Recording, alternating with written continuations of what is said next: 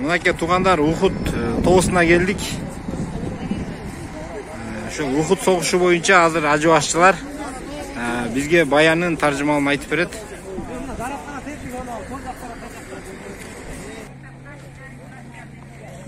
Мынакей туугандар, ушул Ухуд тоосу.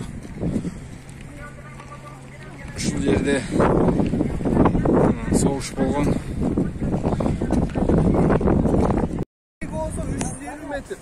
Uzun toğunu Uhud toğusu da atalım. Peygamberimiz sallallahu aleyhi ve sellem ve Abu Bakir Umar radıyallahu anh olup Uhud toğu çıkıp duran gezde toğu titregende. Toğu titregende iki manida aytışat. Toğu bir suyungönde titregen. Je olsa bayağı toğu özü titregende. Oşonda Peygamber sallallahu aleyhi ve sellem senin üstüne Uhud, senin üstünde Peygamber jana iki şahidan turat dep Peygamber sallallahu aleyhi ve sellem aytkan. Peygamberimiz sallallahu aleyhi ve sellem Abu Bakir menen Umar radıyallahu anh'unu türü gezinde ele al şahit dep bayandagan ele. Demi ummatlı Müslüman bir tuğanım uşul Uhud toğusu turalуу Peygamber sallallahu aleyhi ve sellem aytат. Bul Uhud toğusu biz жақсы көрөбүz, Uhud toğusun biz жақсы көрөбүz. Uhud toğusu bizdi dagы жақсы көрөт деп aytkan.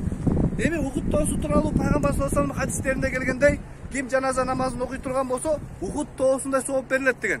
Тоодой сооп берилет деген кыйрат деп.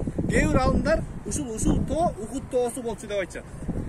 Эми урматтуу мусулман бир тууганым, бул жерге келүүдөн максат эмне? Бул жерде Ухуд урушу ушул жерде болгон. Ухуд урушунун болушу хижраттын 3-жылы. Пайгамбарыбыз саллаллаху алейхи ва саллям Меккеден Мединага көчүп келгенден кийин хижраттын 3-жылы ушул Ухуд согушу болот. Ухуд согушу болгон кезде Пайгамбарыбыз саллаллаху алейхи ва саллям жана сахабалары 1000 адам болуп Медина шаарынан келет. Көрдүңүздөр, Пайгамбардын мечитинин мунарасы көрүнүп турат, Пайгамбардын мечитинин мунарасы көрүнүп турат. Ушул жерден ушул жака келишкен. Эми ушул жака келген кезде мушриктер 3000 адам менен келет. Мусулмандар 1000. Ошолордун арасынан Абдуллах ибн Убай ибн Салул мунафик, мусулмандардын арасынан чыккан мунафик Пайгамбарыбыздын 1000 аскеринин 300-ün азгырып алып калат. Пайгамбар саллаллаху алейхи ва саллям 700 адам менен ушул жерге келип, ушул үйлөр турган жакка жайгашат.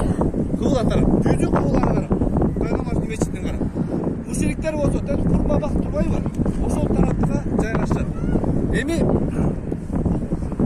согуштун башталышында дейт Пайгамбар саллаллаху алейхи ва саллям өзү ушундай ушул тоонун үстүнө biz çıkıp turgan toğun üstüne, dömsönün üstüne 50 жашандарды коюп, силер кандай буйрук болбосун ушул тоодон түшпөгүлө, мен айтпайынча дейт. Пайгамбарыбыз саллаллаху алейхи ва саллям аскерлери менен биринчи баягы согуштун башталышында Пайгамбарыбыз саллаллаху алейхи ва саллям мусулмандар өтө катуу соккулгандыктан мушриктер өзүнүн курал жарагын, бардык нерсесин таштап качышат. Качкан кезде Халид ибн Валид Аллахан радıyallahu anhu İslam'dı kavul alan kez bolчу. Ошол учурда тетиги окуп эмени көрдүңүзбү? Коктону, чуңкурду. Ушул чуңкур болгон. Ушунун ичи менен кирип келип, мусулмандарды аркасына сокуп берген. Мусулмандарды бул тарабына сокуп берген. Ошол учурда мусулмандар ортодо калат. Мушриктер астынан Халид ибн Валид артынан сокуп бергенде мусулмандар эмне кылышын билбей калат. Мусулмандар катуу сокку болгондуктан баягы биринчи мусулмандар жеңди дедик го. Мусулмандар качкан, мушриктер качкан кезде ушул 50 жачандын 38и ушул тоодон түшүп кеткен болот. Канчасы? 38и түшкөн. 50дөн 38и. 12си ушул жерде калат. Бунун башчысы Абдуллах ибн Жубейр радıyallahu anhu. Абдуллах ибн Жубейр радıyallahu anhu ушул тоодун башчысы болгон. 12 адам тоонун үстүндө калат. 38и биз мусулмандар жеңдик деп түшүп кеткенде Халид ибн Валид ушул өрөөндүн асты менен келип мусулмандарды аркасына сокку берет. Ушул 12 жачанды өлтүрүп, андан кийин мусулмандардын аркасына чөп. Ошондо мусулмандар бири мушриктер астынан сокку болуп, артынан сокку болгондуктан мусулмандар кайсыл жерге карып коргонун билбей калат. Ошол учурда Пайгамбар саллаллаху алейхи ва саллямга эң окшош сахаба, эң биринчи Пайгамбардын мечитине элчи болуп келген Мусааб ибн Умейр радıyallahu anh Аллах разы болсун, ошол сахаба келип дива көтөргөн, жерек көтөргөн сахаба болчу. ошол сахаба дүйнөдөн кайтканда мушриктердин арасынан бирөө ушундай жарыя салат экен.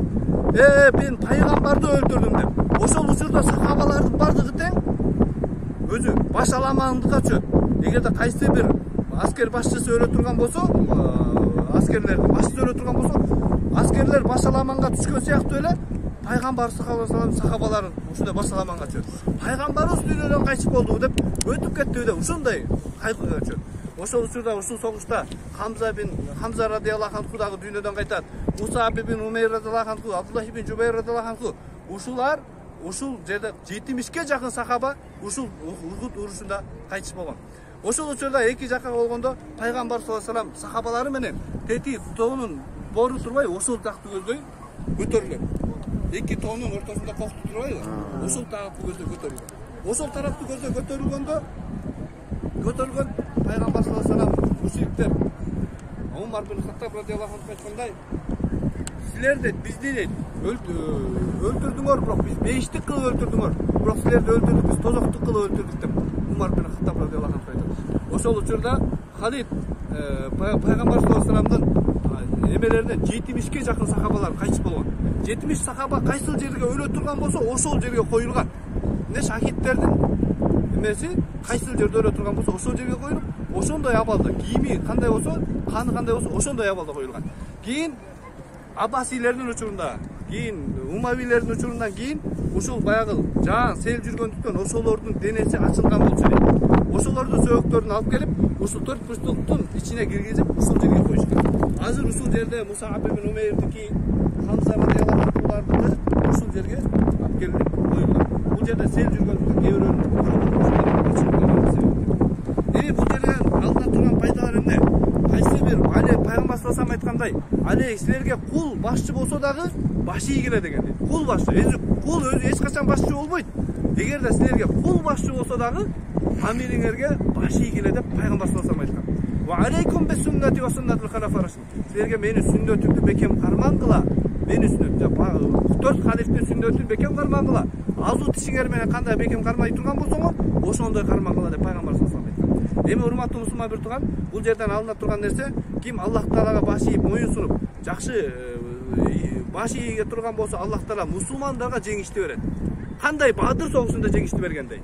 Эгерде мусулмандар баш ийбей койгондуктан, пайгамбардын сөзүн укпай койгондуктан, пайгамбарыбызга баш ийбей 38 адам түшүп кеткендиктен, мусулмандарды Ухуд согушунда жеңилдирип койду. Ошондуктан урматтуу мусулман бир турган, бардыгыбыз ким жараткан Аллага баш ийип, пайгамбарыбызга баш ийе турган болсок, Аллах Таала ар бир коомго жеңишти ошол коомго берет.